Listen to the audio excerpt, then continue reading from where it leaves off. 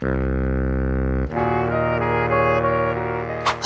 mau cerita lagi nih. Ya ini, apa ya, hanya berbagi pengalaman, saya seorang ya, lulusan universitas swasta udah gitu tempat kuliahnya juga di ruko ya karena kecil gitu.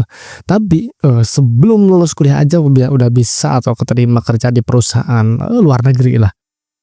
Ya mau ngebagiin, itu sih karena kan sekarang-sekarang, banyak orang yang ngeluh susah cari kerja, susah apalah gitu. Nah ya kali aja cerita ini bisa jadi sedikit ya apa ya, masukan doang sih, dan ini juga hanya cerita doang, bukan edukasi, bukan niat ini. Jadi ya santai aja, oke? Jadi saya tuh kuliah di Tasikmalaya, di salah satu universitas swasta kecil, universitas juga di ruko, serius di ruko ya karena belum punya gedung sendiri. Tapi sekarang udah merger, udah bergabung dengan universitas lain. Karena ya mungkin dari setiap tahunnya emang selalu dikit gitu, mahasiswa yang masuknya. Dan saya ngambil jurusan teknik informatika, ya bagi yang nggak tahu, biasa teknik informatika identik dengan orang-orang yang jago komputer dan saya itu spesialis di, programming lah, coding yang buat-buat website atau buat-buat aplikasi, tahu kan? Nah, selama kuliah ya saya, sering-sering ngerjain, pekerjaan freelance, kerja nyambi lah beberapa jenis lah, tapi banyaknya itu freelance. Freelance, programming buat website, buat aplikasi gitu. Dan juga sempat, pernah, nangani apa ya, project ya skala, kabupaten gitulah. Jadi emang waktu kuliah emang karena saya sadar sadar, diri gitu, kuliah tempat kecil gitu jadi harus banyak pengalaman dan ya saya ngerjain-ngerjain banyak, project freelance gitu doang. Katanya juga banyak orang yang ngeluhin, susah cari kerja. Sebenarnya, loker atau lowongan kerja itu banyak banget loh, banyak banget. Coba lihat ya di apa namanya, job seeker, situs-situs pencari kerja itu banyak banget sebenarnya gitu. Di sini yang jadi masalah itu kan lulusan S1 itu kan udah begitu udah banyak banget ya kan, nggak unik gitu. Jadi ya emang saingannya banyak juga dan kita ngerasa ketat. Dan itulah alasannya. Makanya sekarang itu lulusan, sarjana S1 ya biasa aja. Kita tuh harus punya apa ya, ya keunikan gitu, punya pengalaman lebih, portofolio supaya CV-nya bagus, gitu. Nah karena, saya udah cukup banyak, portofolio, CV-nya udah cukup, banyak lah. Jadi saya juga, apa ya, ada strategi, itu strateginya itu, sebelum lulus waktu itu semester 8 atau 7 lupa lagi, karena kayaknya 8 deh. Pas ngambil skripsi, nah pas itu pula, saya tuh langsung nyari-nyari kerja. Ya agak nekat juga sih padahal lagi skripsi loh itu. Tapi ya gini ya, kalau saya tuh mikirnya gini, kalau kita nyari kerja pas, lulus, itu kan banyak orang lain juga yang udah lulus kuliah ya kan, otomatis saingan banyak juga ya kan. Nah jadi saya itu istilahnya cuma curi start doang gitu. Sebelum lulus saya harus, cari kerja gitu. Dan akhirnya nyari, singkat cerita udah nyari, akhirnya ya ketemu, keterima perusahaan luar negeri. Ya mungkin kalian mulai mikir, "Wah enak banget hoki ya?" Ya nggak hoki-hoki juga karena gitu, pengorbanan, saya gitu untuk, dapat di titik itu, otomatis sebelumnya itu ngerjain freelance, belajar coding itu harus mengorbankan waktu main, waktu nongkrong, waktu jalan-jalan, itu semua hilang oleh belajar sendiri, oleh ngulik. Karena di kuliahan itu pada faktanya ya dosen mah hanya ngajar-ngajar gitu-gitu doang, ya kita yang harus bisa ngeksplor sendiri gitu. Akhirnya di sana saya ngulik dan banyak pengorbanan yang dilakukan. Dan akhirnya gitu saya punya bekal, bisa, apa namanya, bisa menuhi CV, portofolio banyak. Iya, karena waktu itu juga ada teman yang bilang, "Wih, kamu mah enak udah dapat kerja gimana?" Ya, enak kata siapa gitu, sebelum ada di titik itu saya juga kan pernah gagal, pernah, interview ditolak, gagal interview, gagal tes, banyak banget. Saya kan dari Tasik ya kan, Tasik ke Bandung itu saya hampir seminggu beberapa kali, 3 atau 4 kali. Pernah 4 kali juga tapi jarang banget. Itu bolak-balik sehari. Contoh hari Senin nih ada interview dari Tasik ke Bandung interview, terus aja gitu. Udah gitu berangkatnya kan interview itu kan pagi jam 8 atau jam 9. Saya dari Tasik itu harus berangkat habis subuh atau bahkan jam 3 gitu. Kenapa? Kayak karena ngejar supaya nggak telat gitu. Belum lagi di jalan apa pernah, motor mogok, ban bocor, rantai putus. Belum lagi pernah musim hujan banjir itu banyak keberangkat banjir gitu ya kan. Bawa laptop, neduhin, belum lagi pas nyari-nyari alamat gitu di salah satu apa panggilan interview nggak ketemu. Karena kan saya bukan orang Bandung, waktu itu pertama kali ke Bandung bingung nyari-nyari alamat, akhirnya nyasar, muter-muter. Saya sempat apa, istirahat lama di masjid karena saking bingungnya gitu, "Ini kemana ini alamatnya nggak jelas." Ya gitu, banyak banget lika-likunya gitu, nggak enak. Kata siapa gitu, saya enak, ya karena dulu-dulu sebelum-sebelumnya udah gagal, udah nyobain ngerasain itu semua gitu. Jadi orang mah hanya lihatnya ya udah berhasil, "Wih, oh bisa ini, bisa itu." Padahal sebelum-sebelumnya biasanya mereka udah pernah ngerasain hal-hal pedihnya. Dan itu semua dari mulai saya nyari-nyari kerja gagal terus beberapa kali sampai keterima, ya itu semua tanpa relasi. Ya karena universitas kecil swasta di ruko relasinya apa sih? Jadi ya saya sadar itu akhirnya saya nyari-nyari sendiri dan ya untungnya gitu pada akhirnya saya keterima dan keterimanya bukan perusahaan lokal tapi internasional, itu dia. Jadi kalau kita sadar kita nggak punya relasi, harus lebih kerja keras lah. Nah tapi kalau kalian kebetulan punya relasi, itu manfaatin, bukan berarti punya relasi itu salah, enggak, justru bagus banget gitu manfaatin kalau punya relasi.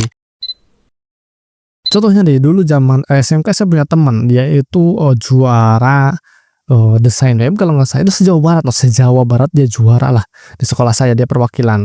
Itu pinter banget, tapi karena dia orangnya pendiam, tahu kan orang-orang pendiam tuh orang yang kayak itu bener-bener pendiam banget gitu, dia pinter tapi kan nggak bisa nggak bisa nunjukin, nggak bisa ngomong gitu, karena kan pinter aja nggak cukup, zaman sekarang mah harus pinter ngomong juga, soft skillnya harus kuat. Percuma gitu kalau pinter kalau nggak bisa ngomong, nggak bisa ngejual dalam tanda kutip. Kita bisa di interview ngomong lancar, kita bisa ngasih penawaran, nego, nyari proyekan untuk freelance, kita kan pasti nawar, dialog bla bla bla. Nah itu tuh harus pinter gitu, kita akhirnya soft selling itu penting banget pokoknya. Nah terus nih isu-isu dari dulu sampai sekarang juga kan katanya loker Indonesia itu susah-susah karena speknya terlalu tinggi tapi gajinya setara gitu.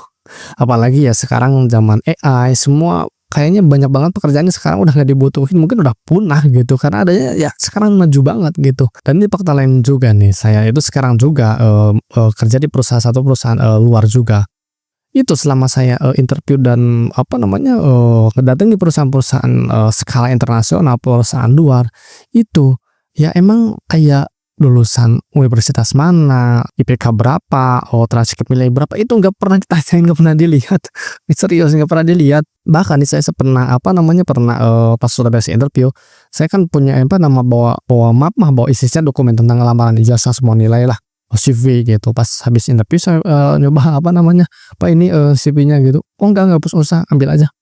Emang gak perlu gitu. Emang skill portofolio itu yang paling penting karena pasti dong di ujung-ujung kadang ada tes, ada apa. Nah, itu yang ngebuktiin kalian tuh diterima apa enggak. Nah, mungkin kalian mikir gitu, terus kuliah penting enggak?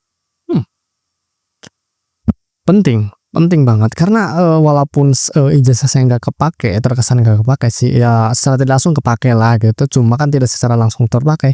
Tetap saya bisa seperti sekarang, punya banyak pengalaman itu gara-gara kuliah. Kalau nggak kuliah coba ya, saya nggak ada push, nggak ada dorongan untuk ngulik, untuk belajar, itu semua nggak ada gitu. Karena kuliah juga itu kita paling tidak pertemanan relasi itu lebih berkualitas karena orang-orang kuliahan dong gitu, walaupun pada faktanya masih bisa diperdebatkan, tapi faktanya gitu orang-orang pintar, orang-orang kaya, orang-orang punya relasi gede itu kumpul-kumpul di kuliahan. Tetap kuliah penting juga gitu. Nah, kayaknya garis besarnya udahlah itu hal-hal yang pengen saya ceritain doang sih, dan mungkin satu hal yang pengen saya ngewanti-wanti atau masukan lah untuk kalian semua, entah mungkin yang masih sekolah, masih kuliah, atau mungkin udah nggak terikat dengan pendidikan tapi kayak dengerin video ini, ya thank you udah nonton. Satu hal yang pengen saya saranin adalah belajar bahasa Inggris. Serius. Menurut saya bahasa Inggris tuh penting banget. Gini deh, ini menurut saya pribadi gitu, setolol apapun kalian, sebodoh apapun orang gitu, kalau dia pinter bahasa Inggris, kedepannya kemungkinan besar itu saya jamin, kemungkinannya 70 atau 80% dia pasti akan bisa sukses. Kenapa? Karena gini aja logikanya, contoh ada orang bodoh bin tolol gitu, tapi dia jago bahasa Inggris, pas sekolah atau pas kuliahnya lah gitulah ala kadarnya gitu. Ketika dia lulus otomatis dong tekanan kayak dia sadar bahwa ya harus kerja, harus cari uang, dan banyak banget apa yang diinginkan harus tercapai dengan cara harus punya uang, ya kan, dan uang didapat harus kerja. Nah di sini nih kalau sekalipun orang itu nggak punya skill, bingung, mau apa ya, gue nggak punya apa, skill apa-apa, portofolio ada nggak ala kadarnya, nggak punya apa-apalah banget. Tapi di bahasa Inggris, dia ketika pengen apa, upgrade skill atau belajar hal baru gitu, ikut pelatihan, kursus, seminar, beli buku, e-course apapun. Kalau dia pintar bahasa Inggris, kuncinya itu lebih gede daripada orang yang nggak bisa bahasa Inggris. Kenapa? Karena pelatihan, buku dan semua gitu penunjang tentang ilmu pengetahuan itu bahasa Inggris semua. Apalagi kalau pengen kerja gaji gede, ya kerja di luar negeri lah. Perusahaan luar negeri, gajinya gede dan kerja di luar negeri harus pintar bahasa Inggris, serius. Saya juga kalau dipikir-pikir nyesel gitu dulu zaman sekolah gitu, sampai sekarang, aduh, nyeselnya gitu. Kenapa dulu nggak ngerasa bahasa Inggris itu penting banget gitu. Karena menurut saya bahasa Inggris lebih penting daripada matematika. Matematika oke, nggak bisa dipraktekin semuanya dalam kehidupan sehari-hari. Tapi bahasa Inggris, profesi apapun kamu, kerja di bidang apapun kamu, berkaitan dengan perusahaan luar, perusahaan gede gitu, pasti bahasa Inggris penting. Nah itu. Nah makanya sampai sekarang juga saya terus belajar bahasa Inggris dengan cara apa? Ya baca-baca artikel, berita bahasa Inggris, dengerin podcast bahasa Inggris, walaupun kadang pakai translate itu, atau nonton film yang pernah ditonton film bahasa Inggris, lalu nggak pakai subtitle, karena kan udah tahu alurnya, udah tahu dikit-dikit dialognya gitu.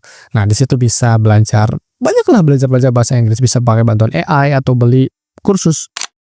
Ya udah itu aja sih, semoga bermanfaat. Oke, thanks sudah nonton, bye.